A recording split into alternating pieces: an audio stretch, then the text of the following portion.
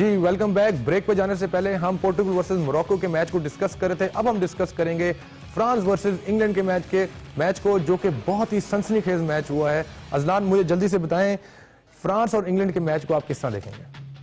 France और England का जो मैच था, हमने रिसेंट टाइम्स में मैंने अपने होश में भी जितने भी इंग्लैंड के एग्जिस्ट देखे हैं वर्ल्ड कप में से, उनमें सबसे ग्रेसफुल आई थिंक यही वाला था। अप टू 71 मिनट्स तक तो इंग्लैंड जो था वो फ्रांस को बहुत ज़्यादा टफ टाइम देख रहा था और उस वक्त लग रहा था कि शायद इंग्लैंड जीत जाएगा। 72nd मिनट ऑनवर्ड कुछ चेंजेस इस किस्म की आई मैच के दौरान, कुछ सब्स्टिट्यूट्स इस किस्म के हुए कि जो शायद उस वक्त अभी समझ में नहीं है, अभी भी समझ में नहीं है। हालांकि अजलान, इंग्लैंड ने through out the world cup जो है वो सिर्फ फ्रांस के खिलाफ बहुत ही शानदार गेम की है, बड़ी क्लोज पासिंग भी की है और अटैक्स भी बनाए और काफी शॉट्स ऑन टारगेट भी थी। उसके बावजूद भी क्या हैरी केन सेकंड पेनल्टी पे प्रेशर में थे? प्रेशर ऑब्वियसली किसी भी खिलाड़ी पर हो सकता है। उस वक्त जो प्रेशर था वो तो उन्होंने मतलब एक तो होता ना एक आधा फुट ऊंचा जाना, वो तो मील ऊंचा उन्होंने कर दिया था। तो शायद वो अभी स्पेस में ही कहीं बॉल घूम रहा, अभी तक वापस ही नहीं आया, इतना ऊंचा था वो। साका को बाहर कर बिठाना वो भी एक अजीब सी मोड़ थी जो समझ में नहीं आई। दूसरा में ये देखना होगा कि फ्रांस की टीम को ये पहला टफ कंपेटिटर जुड़ा था अब तक पूरे वर्ल्ड कप में। अभी तक उनका किसी इतने टफ कंपेटिटर से मुकाबला नहीं हुआ था। फ्रांस की जो टीम है, हमने नोट किया है through out the world cup भी और पहले भी, कि ये पसंद नहीं करते कि इन पर अटैक किया जाए, इन पर प्रेशर डाला जाए। जब इन पर प्रेशर आता है तो वो थोड़े से गड़बड़ा जाते हैं, वो इस मैच में नजर आया। लेकिन अगेन ग्रिजमान जिस तरीके से खेला, I think that was a master class. और अगर इस टूर्नामेंट में कोई खिलाड़ी फ्रांस के लिए प्लेयर ऑफ द टूर्नामेंट बनता है तो वो ग्रीजमान ही होंगे। जिस तरीके से उनके जो क्रॉस था, जिस पे इवेंचुअली फिर गोल भी हुआ, वो बहुत खूबसूरत मोमेंट थी। इंग्लैंड वैसे वो क्रॉस बहुत खूबसूरत थी एंड आई थिंक पूरा मैच वो बहुत क्रेजी और बड़ा मास्टर क्लास अगर कहा जाए वो कम नहीं होगा।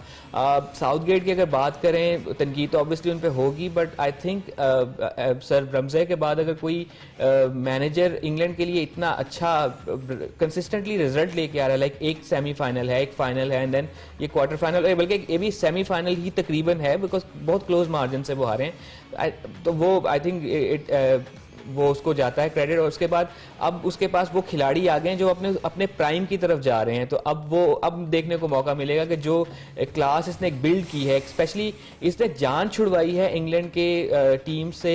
वो जो अपना एंग्जाइटी और फियर का एक एनवायरनमेंट हुआ करता था, हमने देखा कि इंग्लैंड की टीम बड़े बड़े नाम होते थे जो अपने क्लब्स के लिए तो मतलब कारनामे क्या मौजे कर जाया करते थे, लेकिन जब वो इंग्लैंड के लिए खेलते थे तो हमें उनका शेडो भी नजर नहीं आता था। वो ऐसे लगता था कि शायद वो अपने आप से ही डरे हुए, अपने नाम से ही डरे हुए, बड़े स्कैटर्ड किस्म के होते थे। और वो था कि वो शायद अपना जो नाम उनका चलता हुआ रहा है, उस प्रेशर अब खुद ही अपने नाम के प्रेशर के अंदर है। तो साउथगेट ने वो चीज खत्म की है इंग्लैंड की टीम में से, और वो अब हमें देखने को मिल रहा है। एंड आई थिंक जो यंग खिलाड़ी इसको मिले हैं, जो साथ लेके चल रहे हैं, और उनको इसको आई थिंक मजीद मौका मिलना चाहिए साउथगेट को, अब अपने उन खिलाड़ियों की प्राइम एंजॉय करवाने का as a coach. Kashif, Rai Ajlan जिस तरह कह रहे हैं कि साका को टाइमली बाहर बिठा देना और फिर हैरी केन का प्रेशर में आगे दूसरी पेनल्टी लेना, आप इस चीज को कैसे सम अप करेंगे? साका को बाहर बिठाना सही फैसला था, हालांकि साका जो है वो थ्रू आउट द मैच बहुत ही अच्छा खेल रहे थे। असल में इंग्लैंड का जो मैच था ना, नो वन एक्सपेक्टेड कि इंग्लैंड जो है ना इतना मतलब अच्छा जो है उसको फ्रांस को हैंडल करेगा। मैं स्पेशली एक उनका जो मेन क्रेडिट जाता है वो एम्बापे को उन्होंने ब्लॉक करके रखा। वो एक बहुत ही एक ऐसा एलिमेंट था जिसमें उन्होंने एम्बापे को गेम से ही बाहर रखा। वो तो उनका प्लान था। अब उसमें मेरा ख्याल है कि जो इंग्लैंड की तरफ से बेस्ट प्लेयर थे वो साका थे। मतलब उन्होंने पेनल्टी विन की, और एक पेनल्टी जो नहीं मिली इंग्लैंड को, मेरे ख्याल से वो भी पेनल्टी थी। लेकिन ओवरऑल जो साका है, उन्होंने ना मतलब एक किस्म का वो रोल अदा किया जो फ्रांस वाले एम्बापे से एक्सपेक्ट कर रहे थे। अब वहां पे साउथगेट से एक जो गलती हुई, मेरा ख्याल है जाहिर बात है, आप लॉन्ग टूर्नामेंट खेल रहे होते हैं, साका को अगर सब्स्टिट्यूशन की थी, मेरे ख्याल से वहां स्टर्लिंग की जगह रैशफोर्ड को लेके आना चाहिए था। रैशफोर्ड जो है वो डिफरेंस डाल सकते थे, क्योंकि वो सेम काइंड ऑफ प्लेयर है, विंग से इनसाइड अंदर आना, ड्रिबलिंग करना, यंग, और उनको बिल्कुल लास्ट में लेके आए। हैरी केन की जो पेनल्टी है वो मिस थी। लेकिन यहाँ पे मैं एक बात करना चाहूंगा, जो फ्रांस है उन्होंने जो लास्ट अब 2 गोल कंसीड किए, पोलैंड के अगेंस्ट में उन्होंने पेनल्टी पे गोल हुआ उनको, और अब जो इंग्लैंड के अगेंस्ट उन्होंने 2 पेनल्टीज दे दी थी। इट्स मीन कि अब जो नेक्स्ट टीम होगी वो इस चीज को भी टारगेट करेगी कि we can pressurise their defence और हम यहाँ पे कुछ पेनल्टी ले सकते हैं। लेकिन overall I think so England के लिए बहुत अच्छा टूर्नामेंट था। यस, लास्ट में एक दो आपके सब्स्टिट्यूशंस अच्छे हो जाते और हैरी केन वो गोल कर देते तो might be possible there is a different story, but in the end it's a very very good tournament for England. I think very good tournament for England. Kashif, आज रात को पहला सेमीफाइनल खेला जा रहा है अर्जेंटीना वर्सेस क्रोएशिया के बीच में, क्या प्रेडिक्ट करेंगे, जल्दी से बताइएगा। वेल, जो प्रेडिक्शंस हैं वो ऑलवेज सेम है।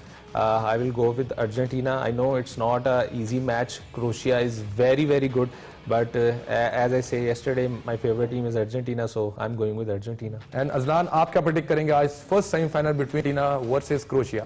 हाँ, पहले दिन से ही कहता हूँ ना, मेरी हमदर्दी अर्जेंटीना के साथ है, तो अगेंस्ट देम। अच्छा, आपको नहीं लगता कि अर्जेंटीना वर्सेस क्रोएशिया का मैच जो है वो मोरक्को और पोर्टुगल वाला थोड़ा सा शेडो दे रहा है, वही मैच होगा? क्योंकि मोरक्को और क्रोएशिया की गेम भी बड़ी ना सेम टू सेम गेम है।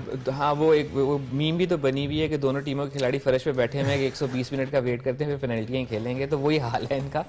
But again Argentina versus Croatia, it's kind of a rematch of what the contest of last world cup जो कि 2018 में हुआ था, जिसमें ऑब्वियसली अपर हैंड जो था वो क्रोएशिया का था। सो आई थिंक ये आज एक मौका है उनके पास वो स्कोर सेटल करने का अर्जेंटीना के पास। एंड जिस तरह से हमने एक चीज़ नोट की है कि वो अर्जेंटीना वर्ल्ड कप के लिए तो खेल ही रहा है, लेकिन वो मेसी के लिए भी खेल रहा है। सो उनके पास तो एक डुअल मिशन है अपने आप को साबित करने का। 2 मौके गवा चुके हैं ये लोग, लाइक 2014 में भी नैरोली इनको जो जर्मनी जो कि वर्ल्ड कप में मौत का फरिश्ता ही होता है वो जुड़ गया था, और देन क्रोएशिया इनके लिए एक रोड ब्लॉक साबित हुआ। और आज इनके पास एक मौका है कि वो इवेंचुअली क्वालिफाई करें फॉर द फाइनल। जी, यहाँ पे प्रोग्राम का वक्त खत्म हुआ चाहता है। आज रात 12 बजे पाकिस्तानी वक्त के मुताबिक अर्जेंटीना वर्सेस क्रोएशिया का पहला सेमीफाइनल खेला जाएगा वर्ल्ड कप में। एंड वी ऑल होप जो बेस्ट साइड है वो सेमीफाइनल जीत के फाइनल में अपनी पोजीशन टाइट कर ले। यहाँ पे हम आपसे चाहेंगे कि आप अपना फीडबैक भी हमें दीजिएगा। प्रोग्राम का वक्त खत्म हो जाता है, तब तक के लिए अल्लाह हाफिज।